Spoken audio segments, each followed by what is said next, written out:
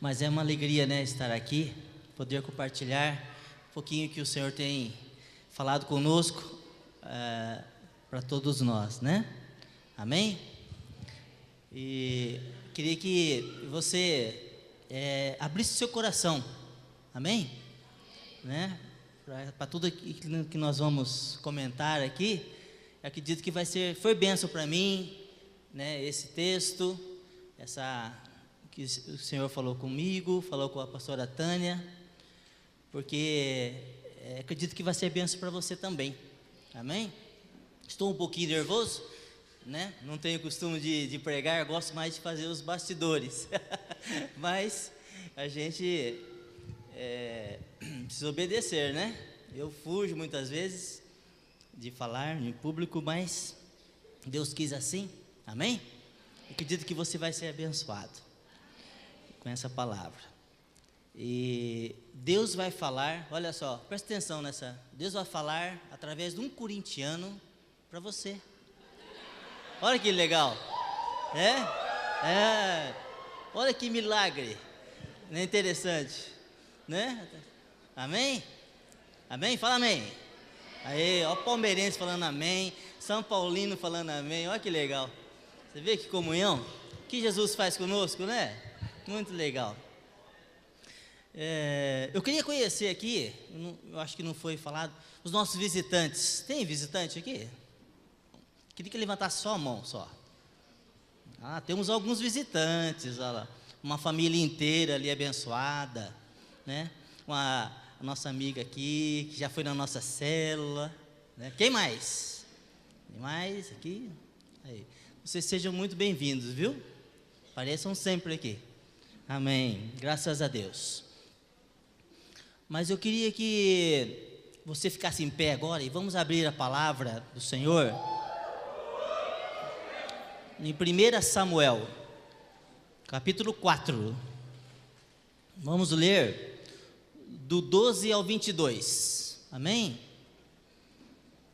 1 Samuel, capítulo 4. Vamos ler do 12 ao 22. Aleluia.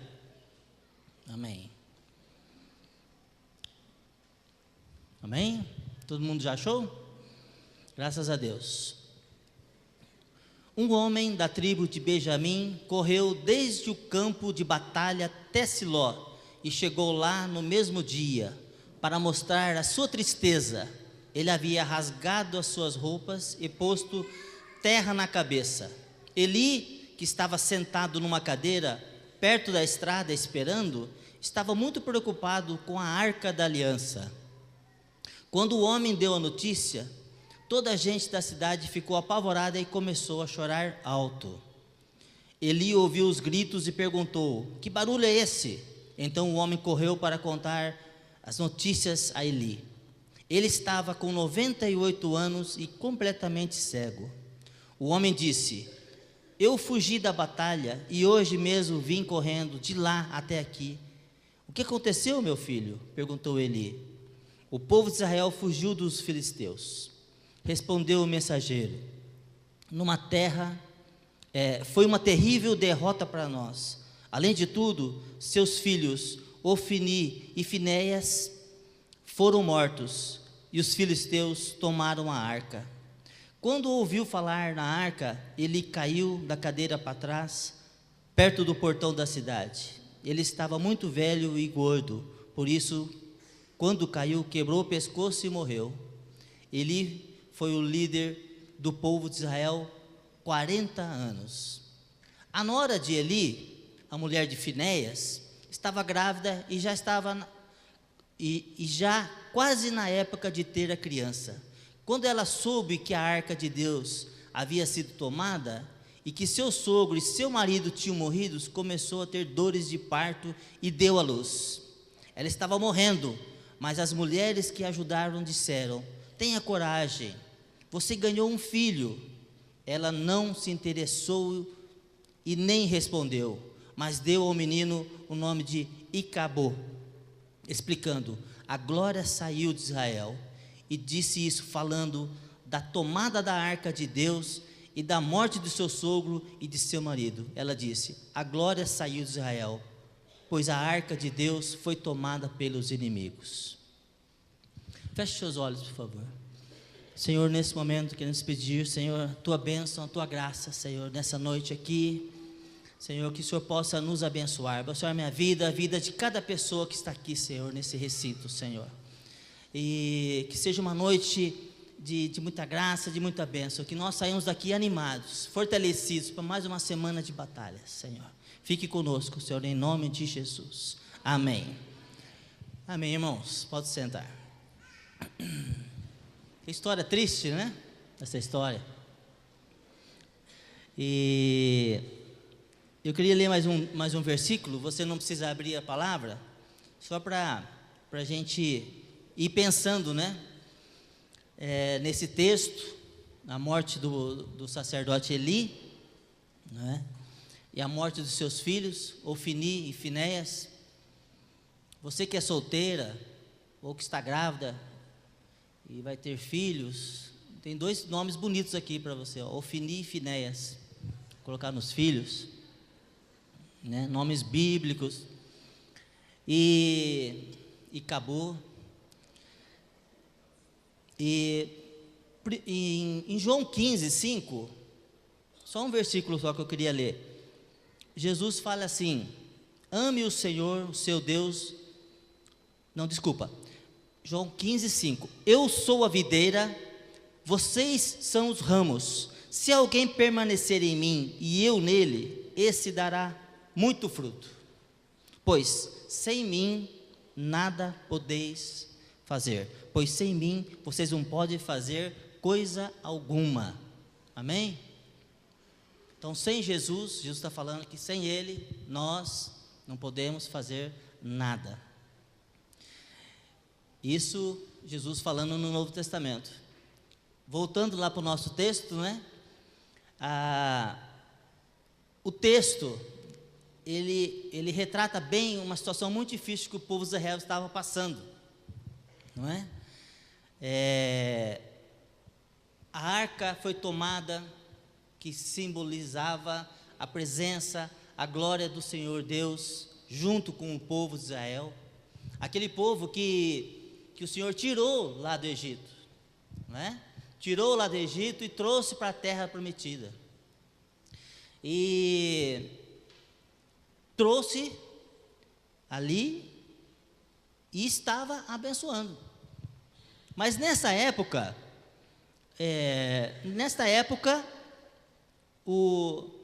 os filhos do sacerdote Eli estavam desobedecendo a palavra do Senhor, né? Aqueles que tinham que zelar, que cuidar, né, de julgar o povo, estavam em desobediência. Então o povo estava, Deus estava chateado, estava brabo com o povo, estava, né, não estava contente com o povo de Israel naquela época. Por isso que eles perderam a guerra. Nós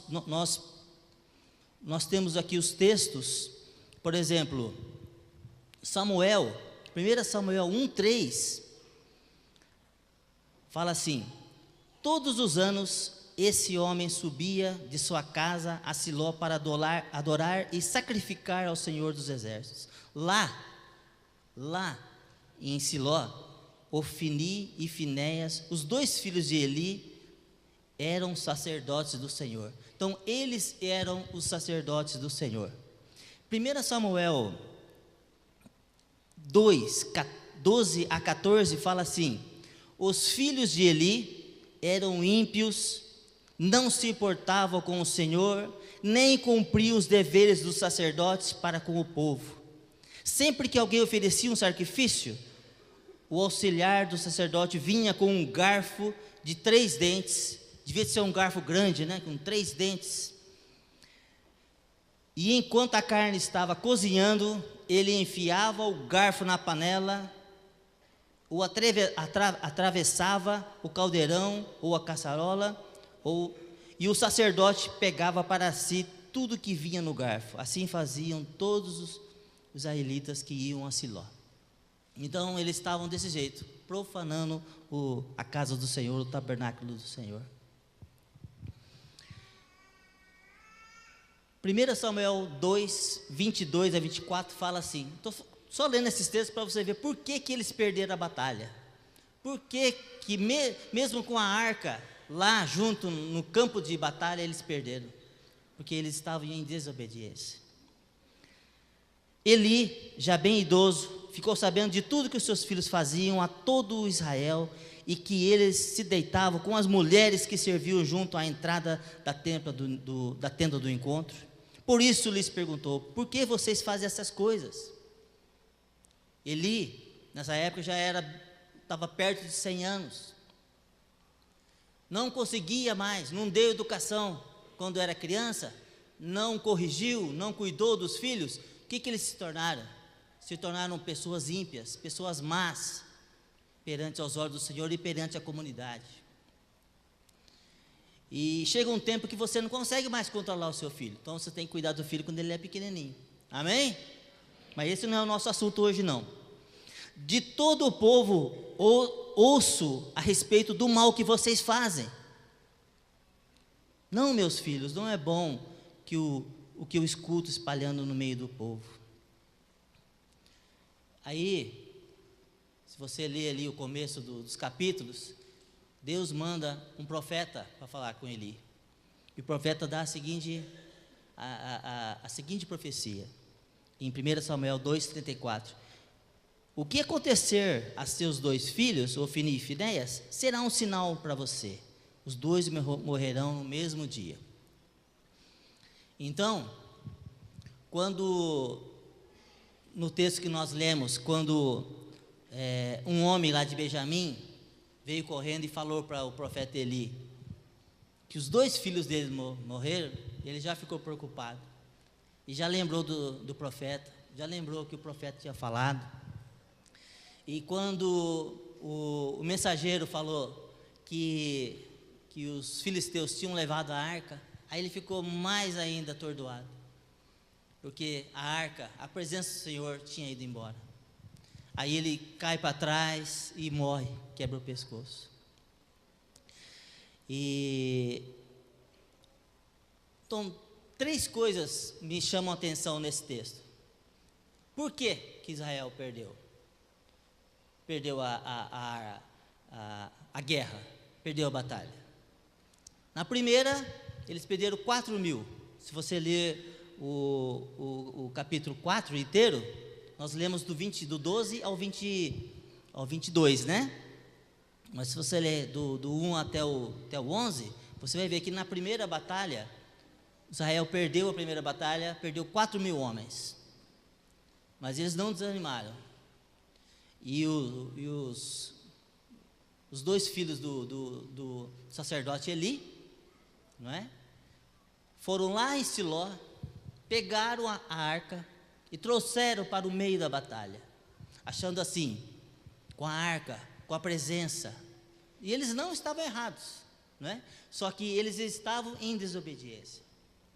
Muitas vezes, a gente, né, no nosso dia a dia, nós queremos que Deus nos ajude, nós queremos que Deus nos abençoe, né? Queremos que Ele esteja com nós todo o tempo nos ajudando, mas as coisas muitas vezes não acontecem, não é? Então nós temos que refletir, será que nós estamos obedecendo corretamente o que o Senhor pede para nós? Eles aqui, eles sabiam, a nora do sacerdote sabia o que o seu marido estava fazendo, o pai sabia que os filhos estavam fazendo, né? Então eles estavam, né, numa situação difícil.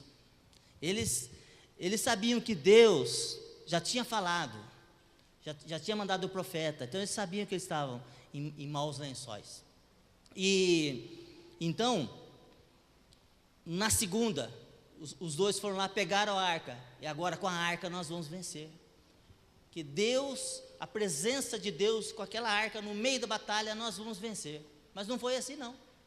Eles perderam a segunda batalha. Morreram 30.000 homens de Israel. 30 mil morreram. Então, a causa da derrota, foi que Israel estava em desobediência. Israel estava em desobediência. Eles tinham a arca, mas não tinham o Deus da arca. Amém? Né? Essa é a história. Eles tinham a arca, mas não tinham o Deus da arca. Muitas vezes nós queremos as bênçãos de Deus, mas não respondemos aquilo que Ele pede para nós. E uma outra lição que nós vemos aqui é a lamentação, né? Pela perda da glória de Deus. Os versos 18 e 19, né? Fala assim: quando ouviu falar na arca, ele caiu para trás, perto do portão da cidade. Por isso caiu, quebrou o pescoço. Né? E 19, a nora, a mulher de Finéias, estava grávida, já quase na época de ter a criança. Quando ela soube que a arca, né? Quando ela soube que a arca tinha sido levada, ela entrou em desespero.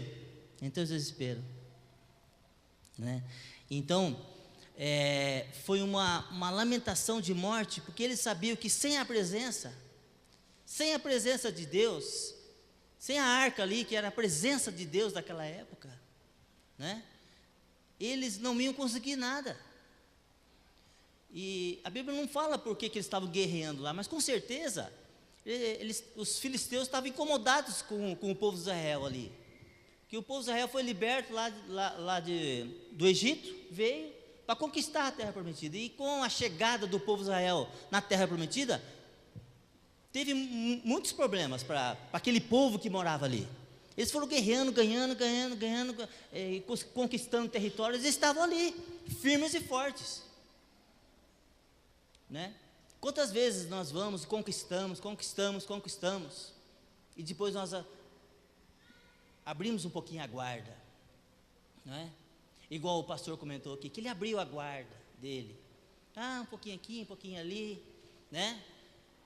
E tal, e muitas vezes enfiamos o garfo lá, igual os filhos, né? Vocês me entendem, vocês podem analisar a sua vida, e sabe que acho que todo mundo aqui tem um momento que você, né, abaixa a guarda um pouquinho e dá uma relaxada. Mas nós não podemos fazer assim, não podemos ser assim, nós temos que ser firmes, amém, irmãos? A todo momento, vigiar. E nesse tempo, então eles estavam guerreando ali, porque Israel os incomodava. E eles estavam com a arca, e achando que a arca eles iam vencer com a arca. Mas Deus virou as costas para eles naqueles momentos. Então, sem a arca, sem Deus, sem a presença de Jesus, igual o texto que eu li lá de João, nós não podemos fazer nada. Amém? Amém? Uma outra lição, a glória, a presença de Deus é sempre mais importante. E o texto é bem claro. Quando o profeta Eli, ficou sabendo que a arca tinha sido tomada. Antes ele ficou sabendo que os filhos tinham morrido. Já foi um baque para ele, porque ele lembrou do profeta. Deus, né? E ele caiu para trás e morreu. Quando ele ouviu que a arca tinha sido tomada, tinha sido levada pelos filisteus, ele caiu para trás, quebrou o pescoço, morreu. Né? Ele ficou muito assustado, ele ficou muito aborrecido, porque ele sabia que sem a arca ele não conseguia nada, e caiu e morreu. A mulher, a nora, mesma coisa. Quando ela ficou sabendo, né? Ela não encontrou alegria nem no filho que estava nascendo. As mulheres tentando consolá-la. Ela estava grávida já para ganhar, e ela fica sabendo que os filisteus tinham ganho a batalha, que tinham morrido 30 mil homens, que o seu marido, o seu cunhado tinha morrido. e que o profeta Eli tinha morrido, ela estava ali. Mas quando ficou sabendo que a arca tinha sido tomada, ela abaixou e começou a dar a luz. E ela ia morrendo. E as mulheres, as amigas dela, apavoradas, em cima dela: mulher, mulher, se alegre, Deus está te dando um filho. Deus está te dando um filho. E ela fala assim, e as mulheres falavam: tenha coragem, você ganhou um filho. O texto fala, né, no versículo 20. Ela não se interessou e não falou nada, mas deu o nome do menino de Icabô. Icabô quer dizer, a glória de Deus se foi. A glória se foi. Nós não temos mais a presença de Deus. E ela sabia que sem a presença de Deus não adiantava nada ela ter filhos. Gente, sem a presença de Deus, sem Jesus, nós não somos nada. Amém? Então,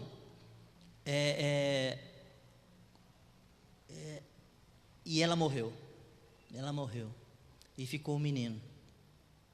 Amém? Então, a glória de Deus era mais importante do que tudo, era até mais importante que os filhos. Quem gosta do seu filho aqui? Você já pensou que o texto está falando para nós que a glória de Deus é mais importante que o nosso filho? Né? Esse nível que Deus quer para nós, né? Então,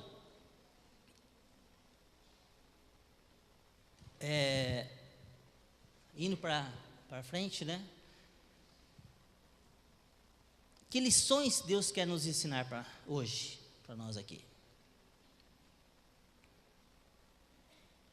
A primeira lição é que nós não podemos andar em obediência.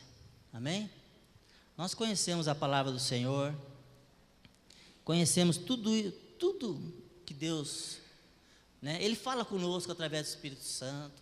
Ele fala conosco através das mensagens. Ele fala conosco através de versículos, pela palavra. Ele fala conosco. Amém? Não é verdade? Ele fala conosco. E a Bíblia é o nosso manual. Né? Então, nós não podemos andar em desobediência. Amém? O povo de Israel sofreu ali, né, baseado no texto que nós lemos, perdeu aquelas batalhas, porque eles estavam em desobediência. O líder estava em desobediência. Consequentemente, o povo também, né, estavam, né, à beira-guarda, estavam fazendo tudo que queriam fazer, coisas feias. Nós lemos o texto, o texto não esconde nada. O texto é bem claro, né? E eu queria que você analisasse a sua vida. Como é que está a sua vida? Como que está a sua relação com aquilo que Deus pede para nós, baseado na palavra do Senhor, baseado naquilo que os nossos líderes têm nos ensinado, têm pregado nas células, aqui no púlpito, no dia a dia, nos discipulados, nos acompanhamentos? Como que está? Será que nós estamos sendo sinceros com nós mesmos e com Deus?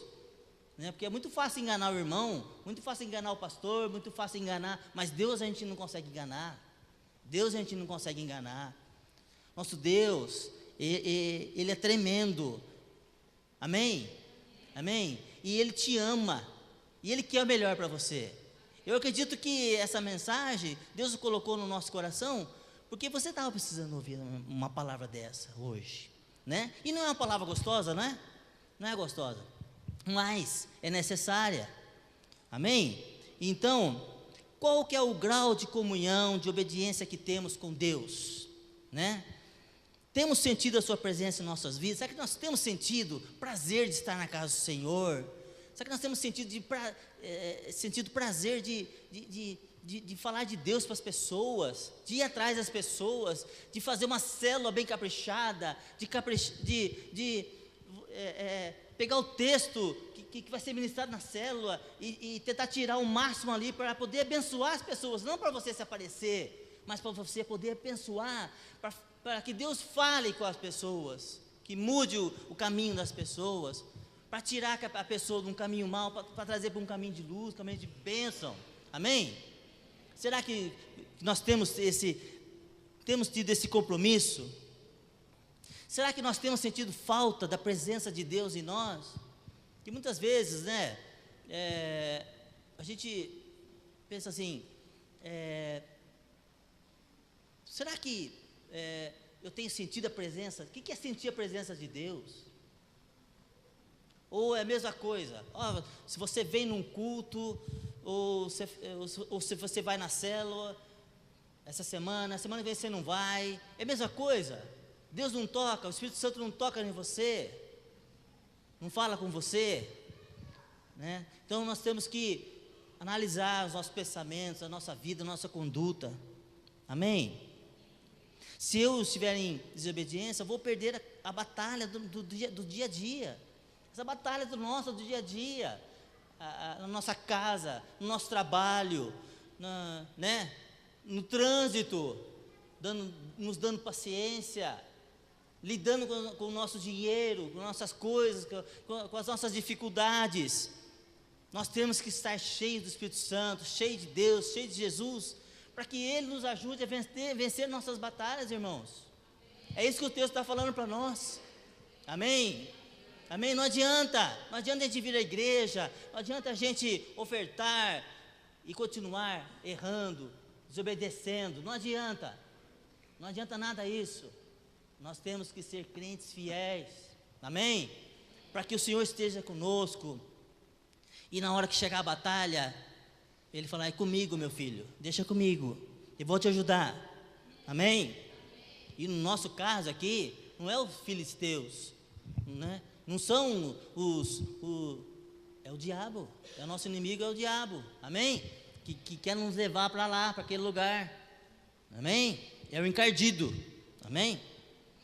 Então, para que eu não ande em desobediência e não perca a glória de Deus, eu preciso vigiar, amém? Nós precisamos vigiar a todo momento, o pastor Silmar esteve aqui, né, e ele a gente comendo, saímos para comer com ele e tal, jantar com ele, e ele comia bem pouquinho, né? Mais salada. Falou: à noite eu não gosto de comer carne, no máximo que eu como é um filezinho de frango, né? Daí a Tânia perguntou para ele: pastor, o senhor faz alguma dieta? O senhor faz regime? Ele fala assim: ó, eu faço, como é que ele falou? Eu faço dieta direto, né?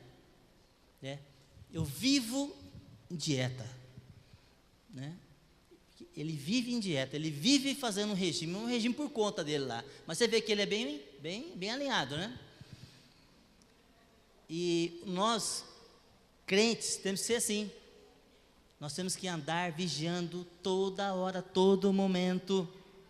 Temos que vigiar de segunda a segunda, todo momento. Nos 86.400 segundos de cada dia, nós temos que vigiar para não cair em desobediência. Amém? Temos que vigiar. Tudo que eu fizer tem que ser para agradar, para que Deus olha esse meu filho, que coisa linda, olha essa camisa do Corinthians que ele está usando, que filho maravilhoso, amém? Agradar a Deus, né? Amém? Então a primeira lição é essa: vigiar, andar em obediência, amém? Porque você sabe, o texto está falando aqui, se você tiver em desobediência, você vai perder a batalha, amém? Muitas vezes a gente ouve o cara falar: puxa, depois que eu vim para a igreja, as coisas até que deram uma melhorada, mas depois agora, olha que coisa, né? Mas como que está a sua vida? Você está firme como você veio? Aquele primeiro amor? Será que não esfriou o primeiro amor? Né? Nós temos que rever nossos conceitos, muitas vezes. A segunda lição que eu quero tirar para nós aqui: nós precisamos fazer de tudo para não perder a glória de Deus, amém? Eu preciso fazer tudo que estiver ao meu alcance, tudo que for de minha responsabilidade, para não perder a glória de Deus na minha vida, amém? Né? Hoje, nós temos que estar a todo momento preocupados com a presença de Deus na minha vida, né? Temos que nos esforçar para ter a presença de Deus na minha vida, amém? Né? Não podemos perder a presença de Deus na nossa vida, não podemos ser um crente chato, um crente amarelo, um crente sem graça. Nós temos que ser pessoas crentes em Jesus, que as pessoas tenham prazer de ficar conosco, prazer de estar conosco. Por quê? Por causa da presença de Deus dentro de nós. Porque a pessoa que não tem Jesus é uma pessoa amargurada, vive direto murmurando, cara feia, cara chata. Por quê? Porque não tem a presença de Deus, amém? E a pessoa que tem Jesus, ela é animada, ela está sempre com uma palavra positiva para a pessoa, ela não está olhando a roupa que a pessoa está usando, não, ela está preocupada no interior da pessoa, de agradar a pessoa, de levar a pessoa para perto de Cristo, para perto do céu, amém? Então é isso que que a glória de Deus faz na nossa vida. É uma pessoa diferente, uma pessoa animada, uma pessoa que serve o próximo, amém? Não pensa só nela mesma, mas serve, amém? Morre para si mesmo, para servir as pessoas, deixa o seu lazer de lado, muitas vezes para fazer um acompanhamento, amém? Para estar juntos. Mas se acontecer, a gente perder a glória de Deus, o que nós vamos fazer? Se acontecer, eu pequei, eu não aguentei, eu pequei, puxa vida, aí o inimigo vem na cabeça, você não está com nada, cara, aí você não aguentou, né? Você não aguentou, você pecou, né? O inimigo, ele fica agindo, ele fica falando na tua cabeça e vai, aí a glória vai saindo, e você é mesmo, né? Eu sou assim mesmo, acho que eu sou aqueles crentes, né? Gabriela, né? Que é aquela coisa assim que não muda, né? E tal, não, a palavra do Senhor tem aqui para nós, aqui, ó. Se a gente perder, se a gente cair, se a gente ficar triste pelo nosso pecado, em 1 João 2:1 fala assim: meus filhinhos, essas coisas eu vos escrevo, para que não pequeis, mas se alguém pecar, temos um advogado para com o Pai, Jesus Cristo, o justo, amém, amém, clamar Jesus está lá, Pai, olha lá, ele está clamando, ele quer de novo, Pai, a glória, amém? 1 João 1:9 fala assim: se confessarmos os nossos pecados, Ele é fiel e justo para nos perdoar os pecados e nos purificar de toda injustiça. As misericórdias do Senhor se renovam a toda manhã, amém? Irmão, você pecou, irmão, dobra seu joelho, Jesus está de braço aberto para te perdoar, para te devolver a glória, para te devolver a presença de Deus, e sai de cabeça erguida. Eu tenho Jesus, eu tenho Espírito Santo, amém? Inimigo, você não tem poder sobre mim, eu caí, mas eu levantei, Jesus está comigo, a glória de Deus está comigo, amém? É assim que a gente faz. A Bíblia também diz em Tiago 4:9, senti as vossas misérias. Nós temos que sentir as nossas misérias, né? E lamentai e chorai, converta-se o vosso riso em pranto e a vossa alegria em tristeza. Nós temos que ajoelhar e falar: Senhor, eu pequei mesmo, eu não, né? Só o Senhor para me ajudar, amém? Então nós temos que fazer tudo para não perder a glória, mas se perder, lamente, chore, se arrependa com sinceridade, peça perdão, clame a Deus e Ele vai te devolver a glória, amém? Porque não existe maior prejuízo que perder a glória, nada, não existe. A gente sem Deus, irmãos, nós vamos viver uma vida difícil aqui na terra, mesmo muitas vezes tendo dinheiro, né? Mas uma vida de tristeza. A gente vê tantas pessoas com dinheiro, né? Mas que não tem Jesus, que lá não adianta nada, não tem alegria, não tem, uma casa cheia de confusão, uma casa que não tem comunicação, não tem, não é verdade? Vocês conhecem, né? E nós vemos casas onde não tem muito dinheiro, mas tem a presença do Senhor, que é uma casa alegre, uma casa feliz, amém? Então, sem a glória, com dinheiro ou sem dinheiro, não adianta nada, amém? Então, é muito importante a gente ter essa presença de Jesus, do Espírito Santo dentro de nós. E misturado com esse ponto número 2 aqui, o 3 é eu preciso amar mais do que tudo a glória de Deus. Amém? Nós precisamos amar a glória de Deus mais do que os nossos bens. A glória de Deus é mais que a minha casa. A glória de Deus é mais que o meu carro, é mais que a minha empresa, é mais que a minha igreja. A glória de Deus é mais que dinheiro, que lazer. A glória de Deus para esse homem, para essa mulher, foi até mais que filhos. Eu confesso que ainda não cheguei nesse nível aqui não, dos filhos não. Mas a gente tem que procurar, né? Amém? A glória de Deus, ela é mais que o nosso estudo, é mais que a nossa profissão. Sem a glória de Deus não adianta nada a gente ter tudo isso. Nós temos que amar a glória de Deus e buscar e cuidar da glória de Deus. Cuidar para a gente não perder. Amar. Quando você ama, o que você faz quando você ama? Você cuida, não é verdade? Você fala para sua esposa: como você está linda hoje, como eu te amo, como é gostoso ficar do seu lado, porque aí você está cuidando, não é verdade, amor? Né? Está cuidando. Quando a gente deita, se cobre com esse friozinho gostoso, né? Eu abraço ela, aí a minha mão fica meio espertinha, mas porque eu amo, né? Eu estou cuidando dela, amém? E ela cuida de mim. Então, é assim que nós temos que fazer com Deus, mais ainda, cuidar, zelar, aí nós temos que cuidar da nossa conduta, amém? É assim que a gente cuida da glória de Deus da nossa vida, cuidando da nossa conduta, do nosso caminhar, do nosso dia a dia. Onde eu estiver, eu tenho que ter na minha cabeça que eu sou um representante de Deus, da glória de Deus ali. Então, se eu estiver lá no banco, lá na fila do banco, né? Eu tive muita luta em fila de banco, irmãos, sabe? Já sofri muito em fila de banco, né? Pessoal, muito sem paciência, né? Sem paciência, a pessoa tem aqueles espertinhos que vão furar a fila. Aí eu não. Hoje até que estou aguentando um pouco, viu, Fernando? Mas antigamente eu bronqueava, viu? Ficava nervoso. Fazia um dia eu fiz um negócio feio aqui no Banco Itaú, aqui, que a hora que eu vi, tinha 2 irmãos da igreja lá. Meu Deus do céu. Meu Jesus, que coisa feia que eu fiz lá. Com certeza eu estava sem a glória de Deus ali naquela hora, sabe? Tinha descido da cruz, né? E então, quando a gente tem assim a presença de Deus, a gente tem mais paciência, né? No trânsito. Eu lembro, Deus vai mudando a vida da gente, né? Conforme você conhece Jesus, Deus vai transformando. A Tânia, né? Quando nós casamos, você conhece a pessoa depois que você casa mesmo, não é verdade? Depois que você casa que você conhece, né? Então ela me conhecia, né? Aquele moço educado e tal, né? Conhecia. Nós namoramos lá em Maringá, depois ficamos 10 anos separados, depois voltamos e casamos.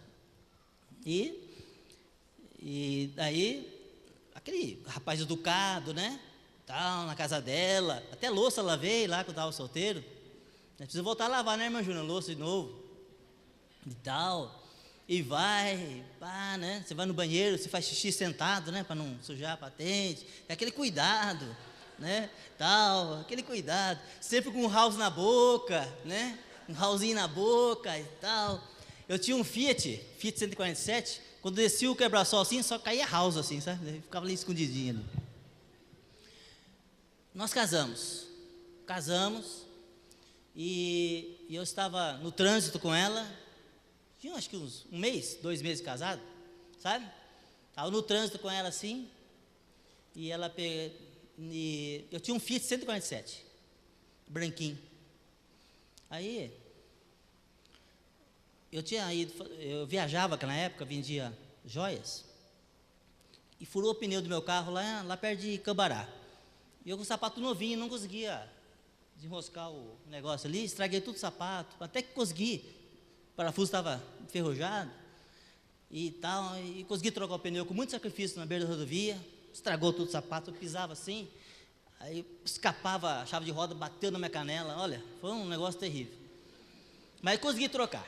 Aí pá, cheguei em Cambará, o cara me arrumou um ferro desse tamanho, falou assim, um cano de encanamento, de ferro. Falou assim, ó, você engata aqui, ó, fica fácil daí, ó, né? Aí eu guardei aquele cano do lado assim, do banco, do meu banco. Mas aquele cano era para para ajudar a trocar o pneu do carro. Porque eu pus lá atrás, ficava rodando, fazendo barulho. E eu não gosto de barulho no carro. Aí eu peguei e coloquei ele ali, coloquei os negocinhos para ele não ficar fazendo barulho. Ficou ali o caninho, né? Aí quando eu furava pneu, eu tinha o caninho, né? Tranquilo. Beleza. Aí eu tô ali na Quintino Bocaiúva, e eu tô na frente, sim, com a Tânia. Só eu e ela. E o carro ligado. Abriu o sinaleiro, e eu fui sair, afogou o carro. Deu uma afogadinha, mas de nada. Afogou, e eu fui sair, o carro afogou. No que o carro afogou, o cara de trás buzinou. Mas assim, não deu 5 segundos, o cara meteu a buzina em mim. Aí nisso já pegou e saiu com o carro. Saiu, o cara passou assim do lado, buzinando, me deu uma fechada. Aí eu toquei, aí ele parou no próximo sinaleiro. Do que ele parou, eu buzinei atrás dele. Aí ele desceu do carro. O cara desceu do carro. O cara desceu, eu falei, espera aí. Eu abri a porta, você com essa mão, peguei o ferro com a outra e falei, agora eu vou dar uma cacetada, vou dar uma portada nele e um pá na cabeça dele. E a Tânia, não amor, não faz isso, não faz isso, não faz isso. Vou fazer. Nisso, os caras começaram a buzinar, porque daí abriu o sinaleiro, o cara voltou, graças a Deus. O cara voltou pro carro e foi. E nós fomos buzinando até lá no Marista. Um buzinando atrás do outro. Aí ela assustou comigo. Né? Ela assustou comigo. E então, porque eu estava ali de um jeito, né? Terrível. Né?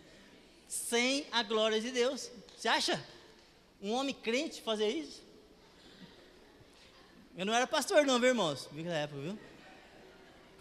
Mas, tirando essa história, né? Hoje eu já melhorei muito. Então, a graça de Deus, a presença de Deus na nossa vida, ela muda a pessoa. Amém? Você pode falar assim, pastor, eu sou igualzinho, senhor. Eu no trânsito não tenho paciência. Gente, pede para Deus que Ele vai te dar paciência. Amém?